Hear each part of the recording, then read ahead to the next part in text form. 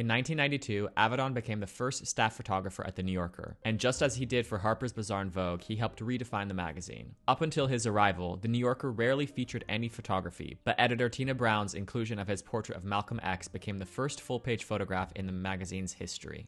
After years of no longer shooting fashion editorials, In Memory of the Late Mr. and Mrs. Comfort broke boundaries of what fashion editorials could be. In those days, I felt that I had pockets of my work.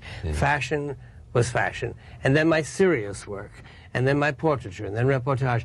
And in actuality, it's all serious. And the fashion magazines, Vogue, didn't want the way in which I was thinking. I can't divide fashion from the way we live. We don't just have teenage girls leaning over pianos with their backsides up. We all dress. We all want to dress well. We're good people. And I thought, why can't I merge everything I feel socially, what I feel about a little bit about the way we live, into a fashion story? But there was no magazine that was interested in it. But I thought after about 2 years of thinking about this that I would go to Tina and offer it to her. Tina, you know, is the editor of The New Yorker, Tina Brown, and I said, Tina, I'd like to try to invest, but as a matter of fact, I asked her up for breakfast, and I had Mr. Comfort dressed in a bathrobe, sitting at the table, and I said, this is who I would like to pair with Nadja Auermann, the great German model, as the couple who are living in a world where they've sort of forgotten what everything means. It's a little post-apocalyptic. It's a little after the end of everything, and they're just going on. She said, go, do it. I'll give you 12 pages. I brought in 26, and she looked at them and published them. This is a fable of the late Mr. and Mrs. Comfort. Why this model? Which one? Nadja. Nadja. She's one of the great, beginning to be one of the great actress models, which is different from being an actress in the films, because a model has to hold a moment and express many, many things in a held moment. An actress goes right on to the next line. So it's a very special quality, and she has this quality. She became Mrs. Comfort. This is the late Mr. and Mrs. Comfort. There is Nadja.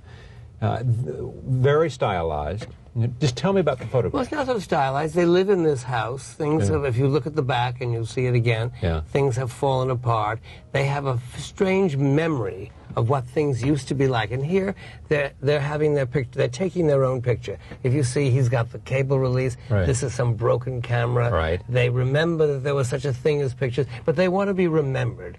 That the doll, their child, has a cracked head.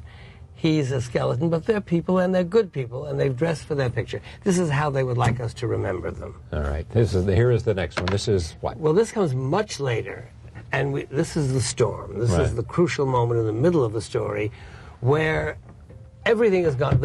These are the things they believed in. There was faith. There was family. There was money. Look at that. There's $100 bills are flying around. The child is flying in the storm. Poor Mr. Comfort's holding onto her skirt. That's all he's got left. The baby carriage, the camera that you saw in the first picture is blowing in the wind. And after the storm, when you get to the real story, you see how she begins to change in her character and in he changes in his desires for her. All right, and this one? There they are in the library. It's a library of burnt books. You can't quite see it, but the books are in a refrigerator. They've forgotten what refrigerators were for. They've forgotten what books were for. But maybe some grandparent once said, you know, books are wonderful things. There used to be things called books. And this is very meaningful in The New Yorker, which is a literary magazine. And they go in there when they're in a sort of nostalgic mood for they know not what. And he's sort of dreaming and she's a little bit lost, but they feel comfortable in the burnt library. That's just Sunday at the television set. They're just in the rusty couch and they're just enjoying themselves. How long was this in production? I thought about it for about 2 years, took 2 months to really prepare it, and 7 days. And how is it different from anything you have done? The content.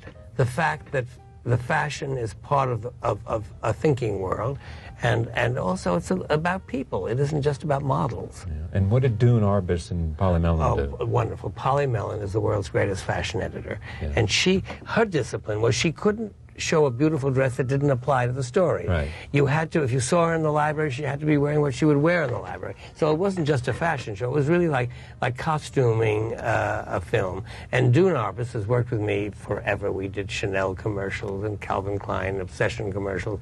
She's the woman who wrote Nothing Comes Between Me and My Calvins. And we work hand... You've been working since 1971. Yes, with her on all kinds of projects. She's a writer. Richard Avedon died in San Antonio, Texas on October 1st, 2004.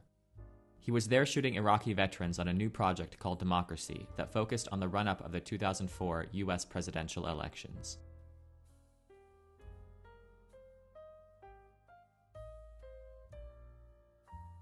With one of the most referenced portfolios in the history of photography spanning over 50 years, his immortality is found in a body of work that continues to inspire so many.